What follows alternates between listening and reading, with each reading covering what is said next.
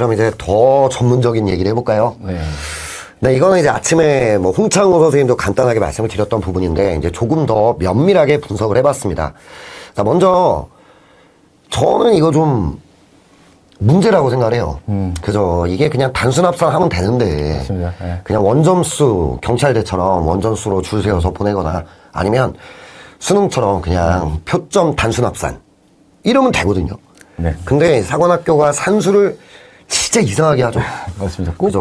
꾹꾹 꽈서 해요. 네, 근데 이제 공사 국간사는 그래도 수능하고는 똑같죠. 네, 네. 표준 점수 단순 합산. 맞습니다. 네. 그러면 이제 우리가 생각하는 과목의 유불리가 좀 어느 정도 들어맞아요. 네. 그런데 육사 해사는 그게 아니죠. 산수식이 있죠. 네, 맞습니다. 네. 자, 요거 우리 박 소장님 얘기를 들어봐야 됩니다. 방금 우리 혁신쌤이 하신 말씀처럼 이 두 가지 부류로 나눌 수 있을 것 같아요. 공사, 국간사, 육사, 해사.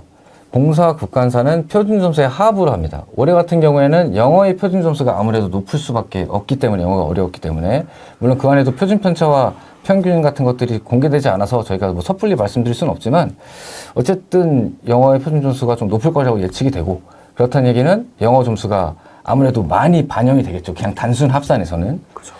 육사와 해사 같은 경우에 계산식이, 사실은 계산식은 서로 다른 것처럼 보이지만 사실은 동일한 방식을 취하고 있는데, 그게 뭐냐 하면 자신이 받은 표준 점수를 최고점의 표준 점수로 나눠버린다는 거예요. 즉 영어 같은 경우에 표준 점수가 높지만 그 환산식에 있어서는 높은 표준 점수만큼 분모가 높아지기 때문에 그 표준 점수로 과목 간의 어떤 난이도의 격차를 벌렸던 것이 다시 상쇄된다는 거죠. 상쇄되는 정도가 아니라 거기 안에 사람들이 어떻게 밀집했는가에 따라서 오히려 역효과를 내기도 해요. 작년에 우리 수학이 표점이 높았지만 수학이 실질적으로 특히나 육사 등에서 반영되는 비율이 좀 낮게 보였던 이유가 여기에 있거든요. 올해는 영어가 그럴 과목이 좀 될 확률이 높다. 그래서 다 같이 영어를 좀 아마 못 봤을 텐데, 아마 육사나 해사 같은 경우에는 자기가 영어를 좀 더 못 봤다 할지라도 상대적으로 분모가 크기 때문에 실질적으로 반영되는 비율이 다른 국어나 수학에 비해서 좀 적게 반영될 수 있는 여지가 좀 있고, 그것이 상대적으로 여기가 육사 저희가 뭐 십수년간 진행을 해왔을 때 항상 국어의 영향력이 셌거든요. 그 이유가 표점이 상대적으로 높은 영어나 수학이 항상 계산식상 저평가될 수밖에 없는 구조였기 때문에 그렇게 됐고, 올해도 아마 그럴 확률이 좀 높다. 그래서 어떤 육사나 해사 같은 경우에는 일단 국어의 성적이 좀 좌우를 하고, 그 다음에 수학, 그 다음에 영어의 순서가 될 확률이 높고, 공사나 국간사 같은 경우에는 문제가 좀 어려웠던 순서대로 영어, 수학, 국어 이런 형태로 점수를 좀 잘 맞는 것이, 그런 순서로 잘 맞는 것이 동점자 중에서도 내가 좀 더 유리한 지점을 가져갈 수 있는 그런 부분이지 않는가, 이렇게 좀 생각이 돼요. 네. 이게 정리를 해드리자면, 이제 우리 박 소장님 말씀을 제가 정리를 해드리자면, 육사 해사는 산출식이 굉장히 좀 복잡합니다. 근데 아주 쉽게 말하면, 그러니까 표준 점수, 우리가 어려운 과목이 표준 점수가 높게 나오잖아요. 잘 봤을 때.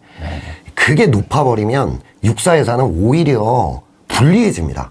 그 과목의 고득점자가. 그걸로 나눠버리기 때문에. 맞아요. 근데 오히려 좀 점수가 뭉쳐져 있는 이런 과목이 표준 점수가 높게 산출되는 산식을 갖고 있어요. 네.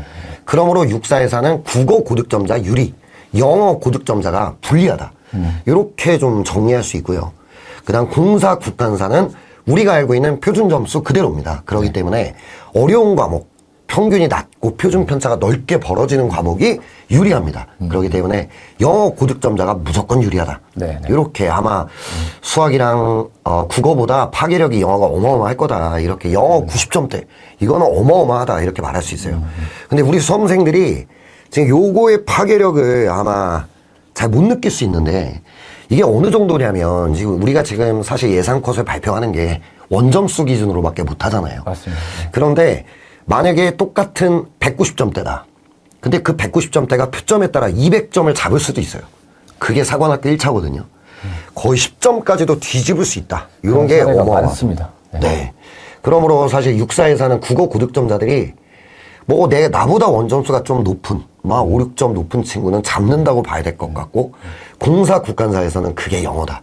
이렇게 좀 말씀드릴 수 있을 것 같습니다. 다만 한 가지 좀 방어적으로 덧붙이고 싶은 건 뭐냐면, 말씀드렸듯이 저희 자료만 가지고 하는 거지 전체 표준 편차나 평균을 몰라요. 그렇기 때문에 영어의 표준 점수가 높을 거라고 예측은 하지만 이 산술식에 따라서 또 조금 크게 차이가 안 나거나 좀 이럴 수도 있거든요. 맞아요. 그럴 때는 또 네. 저희 예측이 좀 빗나갈 수 있다. 그러니까 그런 부분을 좀 한번 환기를 할 필요는 있을 것 같아요. 네, 이 표준 점수라고 하는 게 평균만 안다고 되는 게 아니라 표준 편차가 알아야 그렇죠. 됩니다. 이게 분산을 알아야 얼마나 되는데. 분산돼 있는지를 알아야 되기 때문에 뭐 사실 이제 정확히 산출은 어렵지만 아마 이 예상이 크게 다르지 않을 거다.